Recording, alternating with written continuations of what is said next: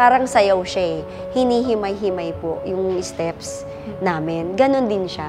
Kaya after nun nga yung in-invite ako, hindi ako nagsasalita. Tapos eventually, eto na, nag-open na ako, umiiyak na ako, na parang out of nowhere, nagkikwento na ako ng buhay ko. Parang, teka lang ha, parang mo-over na yata ako. Pero sabi sa akin yung isang hindi, okay lang yan.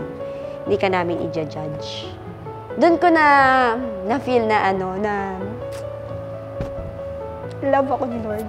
Talaga. Kasi hindi ako nagkikwento eh. Hindi ako nagkikwento.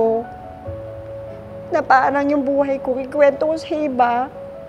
Nagkaroon ako ng freedom mag-speak. Hello po, ako po si Jopay Paga Zamora. Ayan, abangan niyo po ang aking episode dito sa Finding Hope with Ami.